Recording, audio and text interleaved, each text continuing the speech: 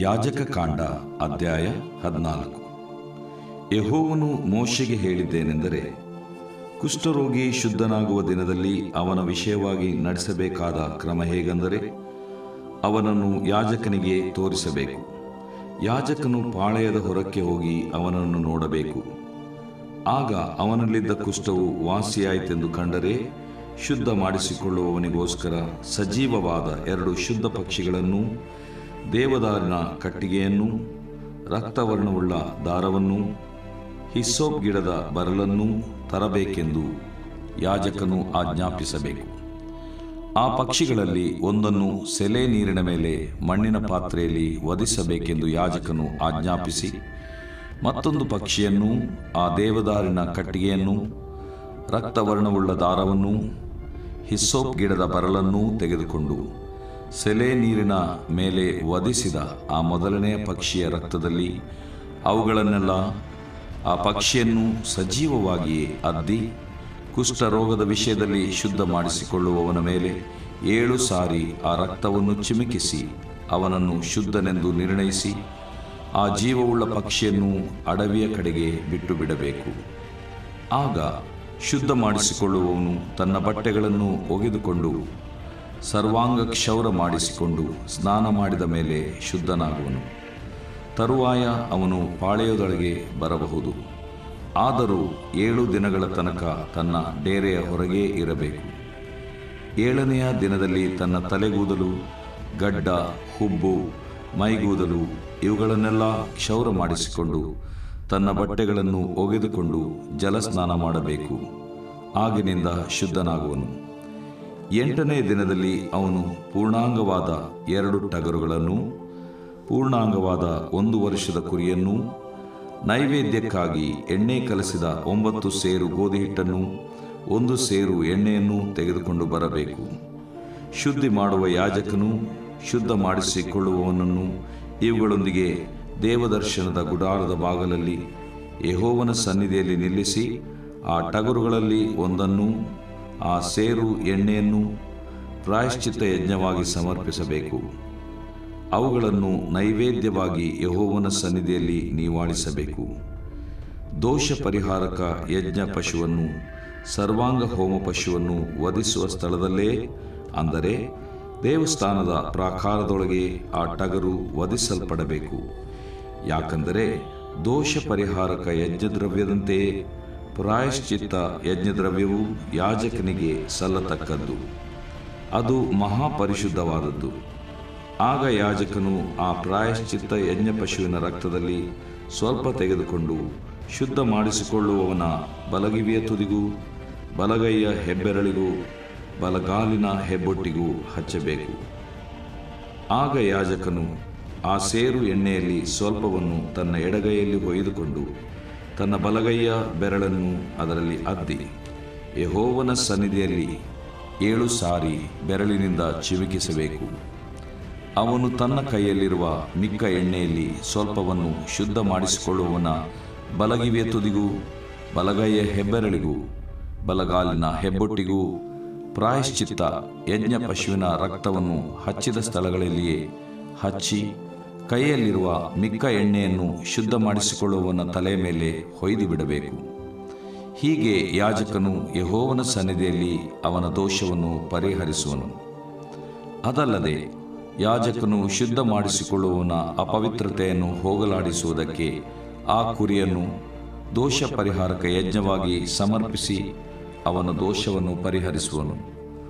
ಆಮೇಲೆ ಯಾಜಕನು ಆ 2ನೆಯ ಟಗರು ಮರಿಯನ್ನು ಸರ್ವಾಂಗ ಹೋಮಕ್ಕಾಗಿ ವಧಿಸಬೇಕು. ಅವನು ಸರ್ವಾಂಗ ಹೋಮವನ್ನು, ನೈವೇದ್ಯವನ್ನು ಯಜ್ಞವೇದಿಯ ಮೇಲೆ ಸಮರ್ಪಿಸಬೇಕು.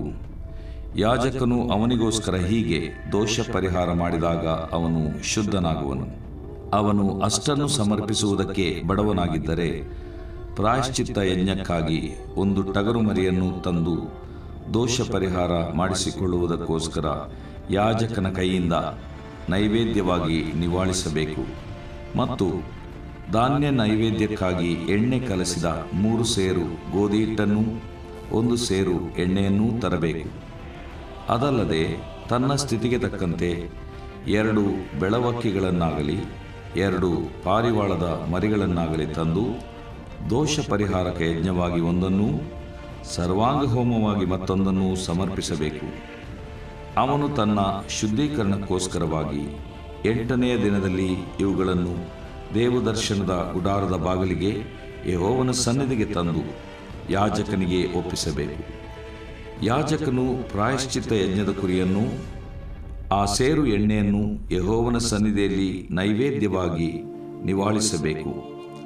ಪ್ರಾಯಶ್ಚಿತ್ತ ಯಜ್ಞದ ಕುರಿಯನ್ನು ವಧಿಸಿದ ನಂತರ ಯಾಜಕನು ಅದರ ರಕ್ತದಲ್ಲಿ ಸ್ವಲ್ಪ ತೆಗೆದುಕೊಂಡು ಶುದ್ಧ ಮಾಡಿಸಿಕೊಳ್ಳುವವನ ಬಲಗಿವಿಯ ತುದಿಗೂ ಬಲಗೈಯ ಹೆಬ್ಬೆರಳಿಗೂ ಬಲಗಾಲಿನ ಹೆಬ್ಬೊಟ್ಟಿಗೂ ಹಚ್ಚಬೇಕು. ಮತ್ತು ಯಾಜಕನು ಆ ಎಣ್ಣೆಯಲ್ಲಿ ಸ್ವಲ್ಪವನ್ನು ತನ್ನ ಎಡಗೈಯಲ್ಲಿ ಹೊಯ್ದುಕೊಂಡು ಅದರಲ್ಲಿ ಸ್ವಲ್ಪವನ್ನು ಬಲಗೈಯ ಬೆರಳಿನಿಂದ 7 ಸಾರಿ ಯೆಹೋವನ ಸನ್ನಿಧಿಯಲ್ಲಿ ಚಿಮುಕಿಸಬೇಕು. ಮತ್ತು ಯಾಜಕನು ತನ್ನ ಕೈಯಲ್ಲಿರುವ ಎಣ್ಣೆಯಲ್ಲಿ ಸ್ವಲ್ಪವನ್ನು ಶುದ್ಧ ಮಾಡಿಸಿಕೊಳ್ಳುವವನ ಬಲಗಿವಿಯ ತುದಿಗೂ ಬಲಗೈಯ ಹೆಬ್ಬೆರಳಿಗೂ ಬಲಗಾಲಿನ ಹೆಬ್ಬೊಟ್ಟಿಗೂ ಪ್ರಾಯಶ್ಚಿತ್ತ ಯಜ್ಞ ಪಶುವಿನ ರಕ್ತವನ್ನು ಹಚ್ಚಿದ ಸ್ಥಳಗಳಲ್ಲಿ ಹಚ್ಚಬೇಕು. ಶುದ್ಧ ಮಾಡಿಸಿಕೊಳ್ಳುವವನಿಗೋಸ್ಕರ ಯೆಹೋವನ ಸನ್ನಿಧಿಯಲ್ಲಿ ದೋಷ ಪರಿಹಾರವನ್ನು ಮಾಡುವುದಕ್ಕಾಗಿ ಯಾಜಕನು ತನ್ನ ಕೈಯಲ್ಲಿರುವ ಮಿಕ್ಕ ಎಣ್ಣೆಯನ್ನೆಲ್ಲ ಅವನ ತಲೆಯ ಮೇಲೆ ಹೊಯ್ಯಬೇಕು. ತರುವಾಯ ಅವನು ತನ್ನ ಸ್ಥಿತಿಗೆ ತಕ್ಕಂತೆ ತಂದ 2 ಬೆಳವಕ್ಕಿಗಳಲ್ಲಿ ಆಗಲಿ ಪಾರಿವಾಳದ ಮರಿಗಳಲ್ಲಿ ಆಗಲಿ ದೋಷ ಪರಿಹಾರಕ ಯಜ್ಞವಾಗಿ ಒಂದನ್ನೂ ಸರ್ವಾಂಗ ಹೋಮವಾಗಿ ಒಂದನ್ನೂ ನೈವೇದ್ಯ ದ್ರವ್ಯವನ್ನು ಸಮರ್ಪಿಸಬೇಕು. ಹೀಗೆ ಯಾಜಕನು ಶುದ್ಧ ಮಾಡಿಸಿಕೊಳ್ಳುವವನಿಗೋಸ್ಕರ ಯೆಹೋವನ ಸನ್ನಿಧಿಯಲ್ಲಿ ದೋಷ ಪರಿಹಾರವನ್ನು ಮಾಡುವನು. ಶುದ್ಧೀಕರಣ ಯಜ್ಞಗಳನ್ನು ಮಾಡುವುದಕ್ಕೆ ಗತಿಯಿಲ್ಲದ ಕುಷ್ಠರೋಗಿಯ ವಿಷಯದಲ್ಲಿ ಇದೇ ವಿಧಿ. ದೇವರು ಪ್ರೀತಿಸುವ ಪ್ರೀತಿಯ ಬಿಗ್ ಜೆ TV ವೀಕ್ಷಕರಿಗೆ ನಮ್ಮ ಕರ್ತನಾದ ಯೇಸು ಕ್ರಿಸ್ತನ ಹೆಸರಿನಲ್ಲಿ ನಿಮಗೆ ಸ್ವಾಗತ ಬಯಸ್ತೇವೆ. ಬನ್ನಿರಿ, ದೇವರ ವಾಕ್ಯವನ್ನು ನಾವು ಒಟ್ಟಾಗಿ ಸೇರಿ ಅಧ್ಯಯನ ಮಾಡಿಕೊಳ್ಳೋಣ. ಯಾಜಕಕಾಂಡ 14ನೇ ಅಧ್ಯಾಯ ಇಂದಿನ ನಮ್ಮ ಅಧ್ಯಯನ. ಯಾಜಕಕಾಂಡ ಮತ್ತೆ ಸ್ವಲ್ಪ ದೊಡ್ಡ ಅಧ್ಯಾಯ ಇದು. ಆದ ಕಾರಣ ಇದನ್ನು 2 ಭಾಗವನ್ನಾಗಿ ನಾವು ಮಾಡಿ ಅಧ್ಯಯನ ಮಾಡಿಕೊಳ್ಳುವಂಥದ್ದು ಒಳ್ಳೆಯದು. ಯಾಕಂದರೆ 57 ವಚನಗಳು ಈ ಅಧ್ಯಾಯದಲ್ಲಿದೆ. ಆದ ಕಾರಣ ಯಾಜಕಕಾಂಡ 14ನೇ ಅಧ್ಯಾಯದ 1ರಿಂದ 32 ವಚನಗಳನ್ನು ಮೊದಲನೇ ಭಾಗವಾಗಿ ವಿಭಾಗಿಸಿ ಅಧ್ಯಯನ ಮಾಡಿಕೊಳ್ಳೋಣ. ಯೆಹೋವನು ಮೋಶೆಗೆ ಹೇಳಿದ್ದೇನೆಂದರೆ ಮತ್ತೆ ಮತ್ತೆ ಮತ್ತೆ ಅದೇ ಒಂದು ಮಾತು 500ಗಿಂತಲೂ ಹೆಚ್ಚು ಸಾರಿ ಈ ಪಂಚ ಗ್ರಂಥಗಳಲ್ಲಿ ಮೋಶೆಯ 5 ಪುಸ್ತಕಗಳಲ್ಲಿ ಆ ಮಾತು ಬರ್ತಾ ಇದೆ. ಅಷ್ಟೊಂದು ಸಾರಿ ದೇವರು ತನ್ನ ಭಕ್ತನ ಜೊತೆಯಲ್ಲಿ ಮಾತಾಡಿದ್ದಾನೆ. ಯಾಕಂದರೆ ಮೋಶೆ ದೇವರ ಸ್ನೇಹಿತರು ಸಾಮಾನ್ಯವಾಗಿ ಹೆಚ್ಚಾಗಿ ಮಾತಾಡ್ತಾ ಇರ್ತಾರೆ, ಹೆಚ್ಚಾಗಿ ಮಾತು ನಿಲ್ಲಿಸೋದಿಲ್ಲ, ನಾನ್ ಸ್ಟಾಪ್ ಆಗಿ. ಹಾಗೆಯೇ ದೇವರು ಕೂಡ ಮೋಶೆಯ ಸ್ನೇಹಿತನು, ಮೋಶೆ ಕೂಡ ದೇವರ ಸ್ನೇಹಿತನು. ಆದ ಕಾರಣ ಸ್ನೇಹಿತರಾಗಿ ಅವರು ಮತ್ತೆ ಮತ್ತೆ ಮಾತಾಡ್ತಾರೆ. ಮಾತಾಡುವಾಗ ಒಬ್ಬರಿಗೊಬ್ಬರು ಹೃದಯ ತೆಗೆದು ಮಾತಾಡ್ತಾರೆ. ಅಂದರೆ ದೊಡ್ಡ ದೇವರು ದೊಡ್ಡ ಮಾತನ್ನು ಚಿಕ್ಕ ಸೇವಕನ ಅಂತ ಮೋಶೆಗೆ ಹೇಳ್ಕೊಡ್ತಾನೆ. ಹೇಳುವಾಗ ತನ್ನ ಜನರ ಕುರಿತಾಗಿ, ಇಸ್ರಾಯೇಲರ ಕುರಿತಾಗಿ ಅನೇಕ ವಿಷಯಗಳನ್ನು ಹೇಳುವಾಗ ಇಲ್ಲಿ ಕೂಡ ಯೆಹೋವನು ಮೋಶೆಗೆ ಹೇಳಿದಂದರೆ ಕುಷ್ಠರೋಗಿ ಶುದ್ಧನಾಗುವ ದಿನದಲ್ಲಿ ಅವನ ವಿಷಯವಾಗಿ ನಡೆಸಬೇಕಾದ ಕ್ರಮದ ಬಗ್ಗೆ ಆತನು ಹೇಳ್ತಾನೆ. ಕುಷ್ಠರೋಗ ಅಂತ ಹೇಳಿದಾಗ ಇದು ಅದರ ಬಗ್ಗೆ ನಾವು ತಿಳ್ಕೊಂಡಂಥ ಒಂದು ವಿಷಯ ಅದೇನೆಂದರೆ ದೈಹಿಕವಾಗಿ ಸ್ಪರ್ಶವನ್ನು ಕ್ರಮೇಣ ಕಡಿಮೆ ಮಾಡುವಂಥ ರೋಗ, ಅಂಗವನ್ನು ಅರೂಪ ಮಾಡುವಂಥ ರೋಗ, ಸಮಾಜದಲ್ಲಿ ಅದು ತೊಲಗಿಸುವಂಥ ಪ್ರತ್ಯೇಕಿಸುವಂಥ ಒಂದು ರೋಗ. ಮತ್ತು 13ನೇ ಅಧ್ಯಾಯದಲ್ಲಿ ಒಂದು ಮಾತಿದೆ, ಅದನ್ನು ಮತ್ತೆ ನಾನು ನೆನಪಿಗೆ ಬಯಸ್ತೇನೆ. 45ನೇ ವಚನದಲ್ಲಿ ಒಂದು ವೇಳೆ ಕುಷ್ಠದ ಗುರುತು ಒಬ್ಬರಲ್ಲಿ ಯಾರಲ್ಲಾದರೂ ಕಂಡು ಬಂದರೆ ಅವನು ಬಾಯಿಯನ್ನು ಬಟ್ಟೆಯಿಂದ ಮುಚ್ಚಿಕೊಂಡು ತಲೆಯನ್ನು ಕೆದರಿಕೊಂಡು ನಾನು ಅಶುದ್ಧನೆಂದು ಕೂಗಿಕೊಳ್ಳಬೇಕಂತೆ. ಎಂಥ ವಿಚಿತ್ರವಾದಂಥ ಒಂದು ಅನುಭವ. ಈಗಾಗಲೇ ಅವನು ಸಮಾಜದಿಂದ ಹೊರಗಿದ್ದಾನೆ. ಹಳೆ ಒಡಂಬಡಿಕೆಯಲ್ಲಿ ನೋಡ್ರಿ ಎಂಥ ಒಂದು ಅನುಭವ, ಈ ಕುಷ್ಠರೋಗಿಯ ಅನುಭವ. ಈಗಲೂ ಕೂಡ ಅಂಥ ರೀತಿಯಲ್ಲಿ ಹೇಳದಿದ್ದರೂ ಕೂಡ ಹೇಳಲಾಗದೆ ಪ್ರತ್ಯೇಕವಾಗಿರುವಂಥ ವಿಷಾದಕರ ನಾವು ನೋಡ್ತಿದ್ದೇವೆ. ಒಳ್ಳೆಯ ಔಷಧಗಳು ಪರಿಹಾರಕ್ಕಾಗಿ ಇವೆ, ಅದಕ್ಕಾಗಿ ದೇವರಿಗೆ ಸ್ತೋತ್ರವಾಗಲಿ. ಆದರೆ ಶುದ್ಧನಾಗುವ ಆ ದಿನದಲ್ಲಿ ಏನು ಮಾಡಬೇಕಂತ ದೇವರು ಹೇಳಿದಾಗ ಅವನನ್ನು ಯಾಜಕನಿಗೆ ತೋರಿಸಬೇಕು. ಯಾಜಕನು ಪಾಳೆಯದ ಹೊರಕ್ಕೆ ಹೋಗಿ, ಯಾಕಂದರೆ ಊರು ಒಳಗೆ ಕುಷ್ಠರೋಗಿಗಳು ಬರಲಿಕ್ಕೆ ಆಸ್ಪದ ಇಲ್ಲ, ಅವರು ದೂರವಾಗಿ ಇರಬೇಕು. ಯಾಜಕನೇ ಹೋಗಿ ಅವನನ್ನು ಪರೀಕ್ಷಿಸಬೇಕು, ಅವನನ್ನು ನೋಡಬೇಕು. ಆಗ ಅವನಲ್ಲಿದ್ದ ಕುಷ್ಠವು ವಾಸಿಯಾಯಿತು ಅಂತ ಕಂಡರೆ ಶುದ್ಧ ಮಾಡಿಸಿಕೊಳ್ಳುವವನಿಗೋಸ್ಕರವಾಗಿ 2 ಶುದ್ಧವಾದ ಪಕ್ಷಿಗಳನ್ನು ತಂದು ದೇವದಾರಿನ ಕಟ್ಟಿಗೆ ಮತ್ತು ರಕ್ತವರ್ಣವುಳ್ಳ ದಾರವನ್ನು, ಹಿಸೋಪ್ ಗಿಡದ ಬರ್ಲನ್ನು ತಗೊಂಡು ಬಂದು ಯಾಜಕನು ಆಜ್ಞಾಪಿಸಬೇಕು. ಆನಂತರ ಏನಾಗ್ತದೆ, ಆ ಪಕ್ಷಿಗಳಲ್ಲಿ ಒಂದನ್ನು ಒಳ್ಳೆಯ ನೀರಿನಿಂದ, ಶುದ್ಧ ನೀರಿನ ಮೇಲೆ ಮತ್ತು ಮಣ್ಣಿನ ಪಾತ್ರೆಯಲ್ಲಿ ಅದನ್ನು ವಧಿಸಬೇಕು ಅಂಥೇಳ್ಬಿಟ್ಟು. ಹಾಗಾದರೆ ಒಂದು ಪಕ್ಷಿಯನ್ನು ಒಳ್ಳೆ ನೀರಿನಲ್ಲಿ ಮಿಕ್ಸ್ ಮಾಡಿಬಿಟ್ಟು ಮಣ್ಣಿನ ಪಾತ್ರೆಯಲ್ಲಿ ಅದನ್ನು ವಧಿಸಿಬಿಟ್ಟು ಯಾಜಕನು ಆಜ್ಞಾಪಿಸಿ 2 ಪಕ್ಷಿಗಳು, ಒಂದು ಪಕ್ಷಿಯನ್ನು ಪ್ರಾಣ ಹೋಯಿತು, ಒಂದು ಪಕ್ಷಿದು. ಇನ್ನೊಂದು ಪಕ್ಷಿ ಪ್ರಾಣ ಹೋಗಿಲ್ಲ, ಆದರೆ ಮೊದಲನೇ ಪಕ್ಷಿಯ ರಕ್ತದಲ್ಲಿ ಅವುಗಳನ್ನು ಸಜೀವವಾಗಿಯೇ ಅದ್ದಿ ಕುಷ್ಠರೋಗದ ವಿಷಯದಲ್ಲಿ ಶುದ್ಧ ಮಾಡಿಸಿಕೊಳ್ಳುವ ಮೇಲೆ 7 ಸಾರಿ ಆ ರಕ್ತವನ್ನು ಚಿಮುಕಿಸಬೇಕು. ಅವನನ್ನು ಶುದ್ಧನೆಂದು ನಿರ್ಣಯಿಸಿ ಆ ಜೀವವುಳ್ಳ ಪಕ್ಷಿಯನ್ನು ಅಡವಿಯ ಕಡೆಗೆ ಬಿಟ್ಟುಬಿಡಬೇಕು. ಈ ರೀತಿಯಾಗಿ ಮಾಡಿದರೆ ಏನಾಗ್ತದೆ, 8ನೇ ವಚನ, ಯಾಜಕಕಾಂಡ 14:8. ಆಗ ಶುದ್ಧ ಮಾಡಿಸಿಕೊಳ್ಳುವವನು ತನ್ನ ಬಟ್ಟೆಗಳನ್ನು ಒಗೆದುಕೊಂಡು ಸರ್ವಾಂಗ ಕ್ಷೌರ ಮಾಡಿಸಿಕೊಂಡು ಸ್ನಾನ ಮಾಡಿದ ಮೇಲೆ ಶುದ್ಧನಾಗುವನು. ತಾನೇ ಆ ಮನುಷ್ಯನು ನಾನು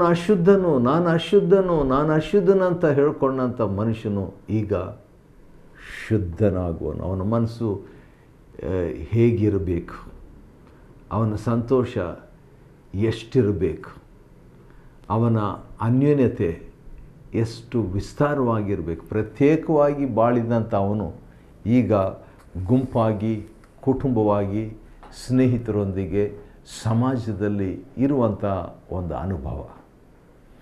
ಹೌದು, ಇದನ್ನು ಆತ್ಮಿಕವಾಗಿ ಅನ್ವಯಿಸಿಕೊಳ್ಳುವಾಗ ನಮಗೆ ಬಹಳ ವಿಷಯಗಳನ್ನು ಕಲಿಬೋದ್ರಿ.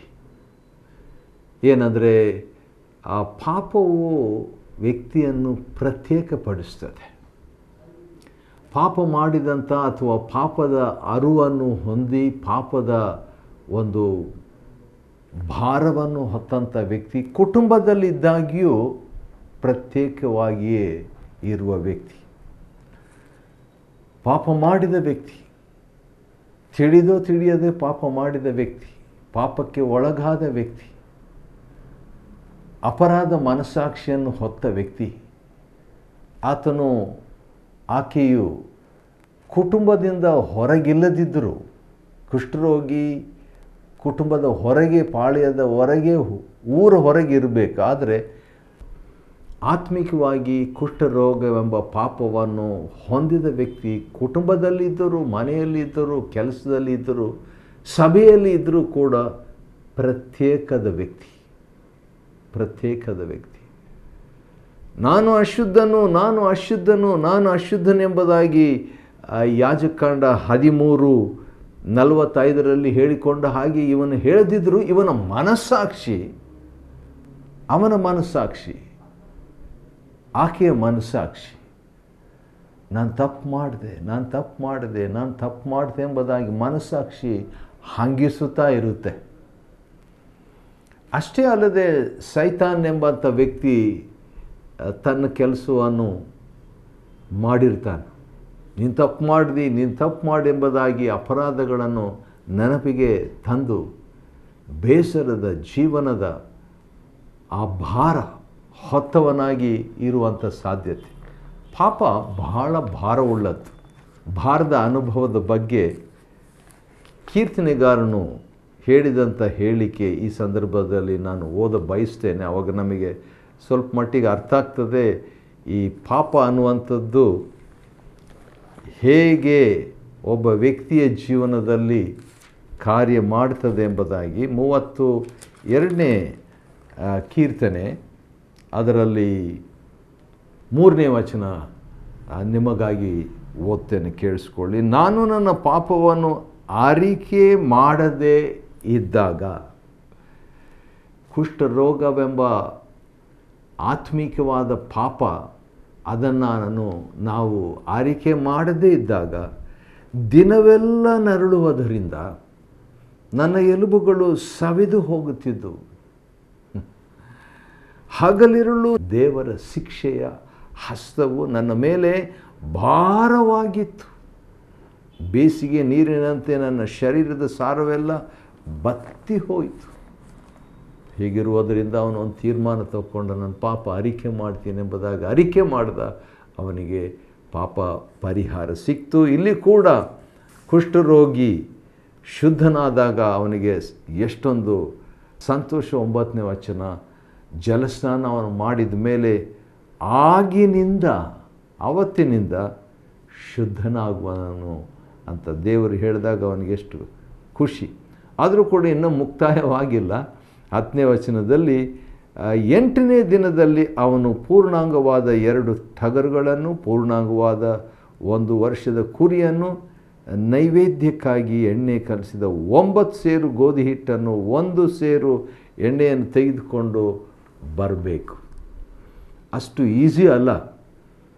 ಒಬ್ಬ ಕುಷ್ಠರೋಗಿ ವಾಸಿಯಾಗುವುದು, ಹಳೆ ಒಡಂಬಡಿಕೆಯಲ್ಲಿ ವಾಸಿಯಾಗುವುದು ಒಳ್ಳೆಯದೇ, ದೊಡ್ಡ ವಿಷಯ, ಸಂತೋಷಕರವಾದದ್ದು. ಆದರೆ ವಾಸಿ ಆದಮೇಲೆ ಅವರಿಗೆ ಕೆಲವು ಕರ್ತವ್ಯಗಳಿದೆ, ಅದನ್ನು ಅವ್ರು ಮಾಡಬೇಕು. ಇದನ್ನೇ ನಾವು ಲೂಕನು ಬರೆದ ಸುವಾರ್ತೆ 10 ಕುಷ್ಠರೋಗಿಗಳು, ನಿಮಗೆ ನೆನಪಿರಬೇಕು. 10 ಕುಷ್ಠರೋಗಿಗಳು 17ನೇ ಅಧ್ಯಾಯ ಲೂಕನು ಬರೆದ ಸುವಾರ್ತೆ. ಯೇಸು 10 ಮಂದಿ ಕುಷ್ಠರೋಗಿಗಳನ್ನು ಸಂಧಿಸಿದಾಗ ಒಂದು ಮಾತು ಹೇಳಿದ್ದ ಮಾತು ಈ ಯಾಜಕಾಂಡ 14ನೇ ಅಧ್ಯಾಯವನ್ನು ಅಧ್ಯಯನ ಮಾಡುವಾಗ ಅದು ಅನ್ವಯಿಸ್ತದೆ. ಅವರು ಬಂದು, ಗುರುವೇ, ಯೇಸುವೇ, 17, 13 ಲೂಕನ ಸುವಾರ್ತೆ, ದೂರದಲ್ಲಿ ನಿಂತು, ಯಾಕಂದರೆ ನಾನು ಅಶುದ್ಧನು ಅಂತ ಹೇಳ್ಕೊಳ್ಬೇಕಲ್ಲ ಅವರು. ಆ ರೀತಿಯಾಗಿ ಹತ್ತಿರ ಬರಬಾರ್ದು, ಸಮಾಜದಲ್ಲಿ ಹತ್ತಿರ ಬರಬಾರ್ದು, ಜನರ ಹತ್ರ ಬರಬಾರ್ದು. ದೂರದಲ್ಲಿ ನಿಂತು ಏನು ಮಾಡ್ತಾರೆ? ಯೇಸುವೆ, ಗುರುವೇ, ನಮ್ಮ ಮೇಲೆ ದಯವಿಡು ಎಂದು ಕೂಗಿ ಹೇಳಿದರು.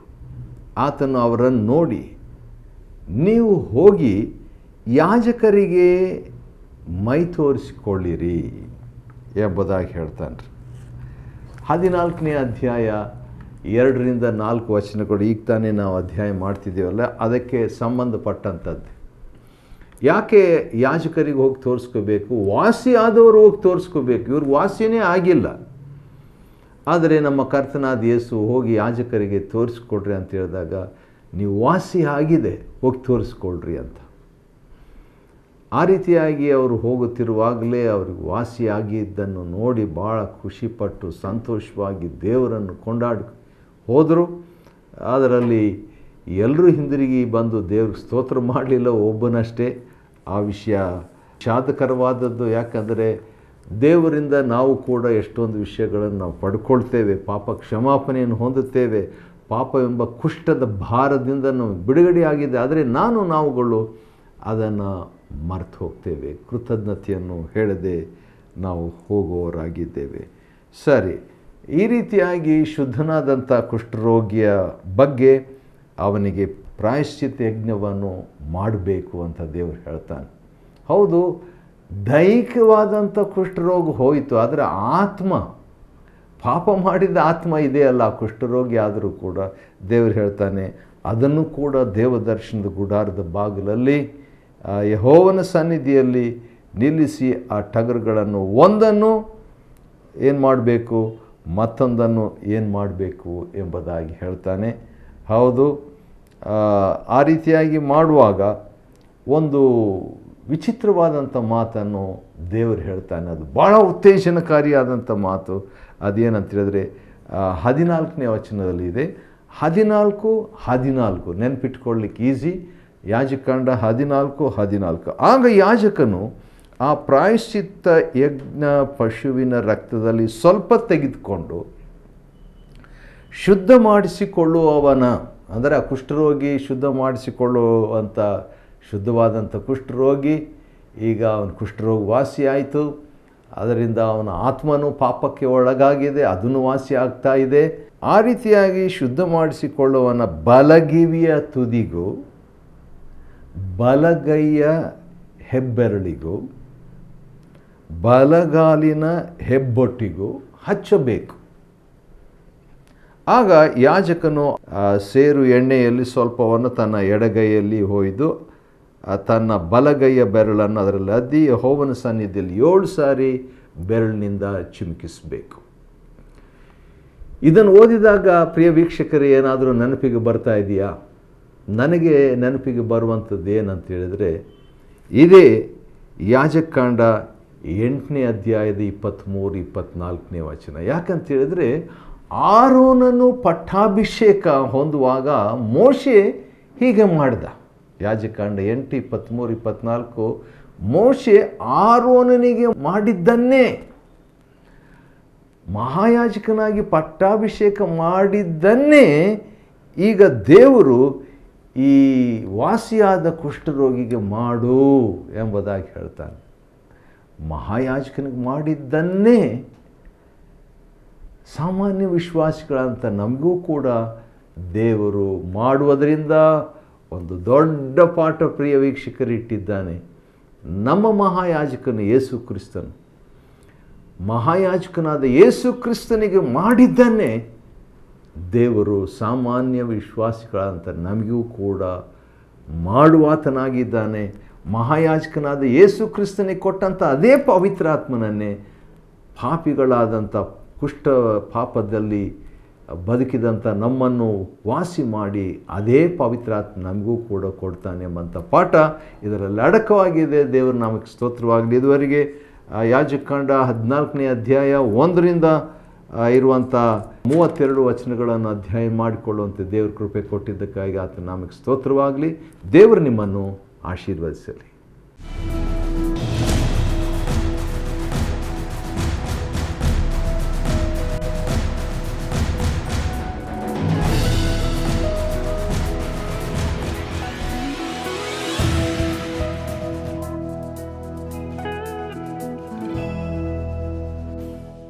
Chapter 14.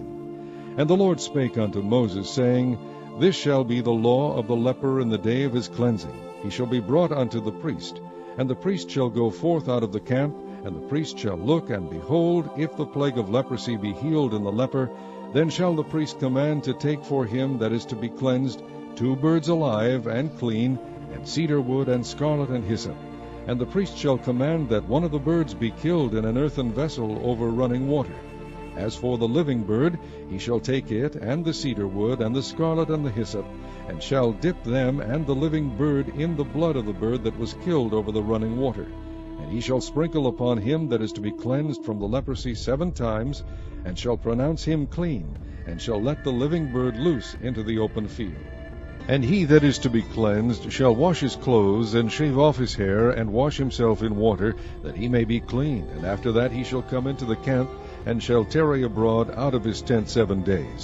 But it shall be on the 7th day that he shall shave off his hair off his head, and his beard, and his eyebrows, even all his hair he shall shave off.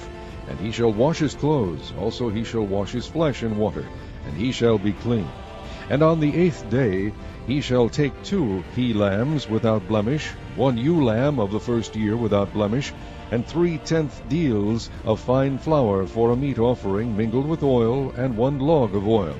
And the priest that maketh him clean shall present the man that is to be made clean, and those things before the Lord at the door of the tabernacle of the congregation.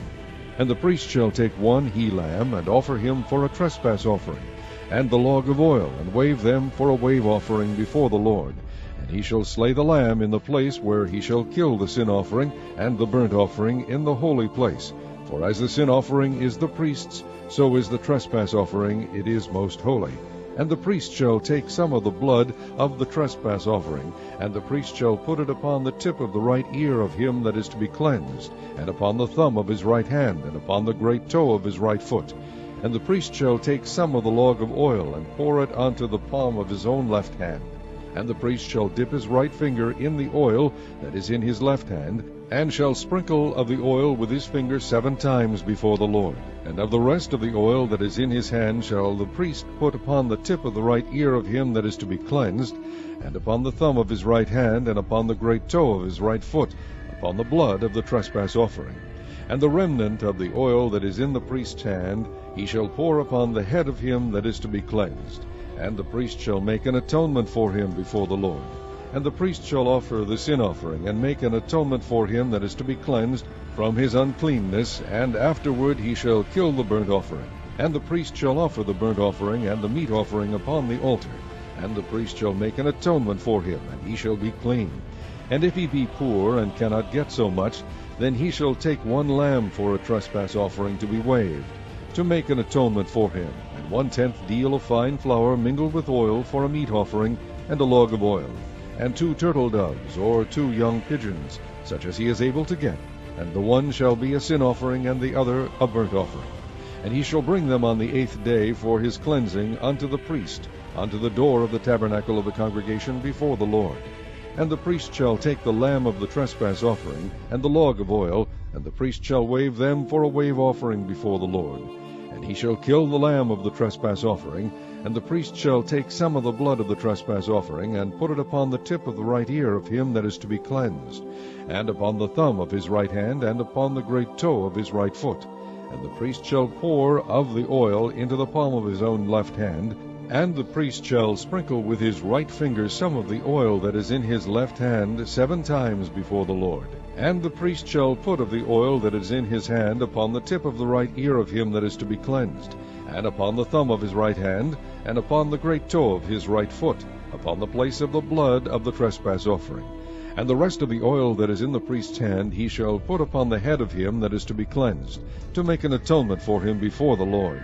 And he shall offer the one of the turtle doves, or of the young pigeons, such as he can get, even such as he is able to get, the one for a sin offering, and the other for a burnt offering, with the meat offering. And the priest shall make an atonement for him that is to be cleansed before the Lord. This is the law of him in whom is the plague of leprosy, whose hand is not able to get that which pertaineth to his cleansing.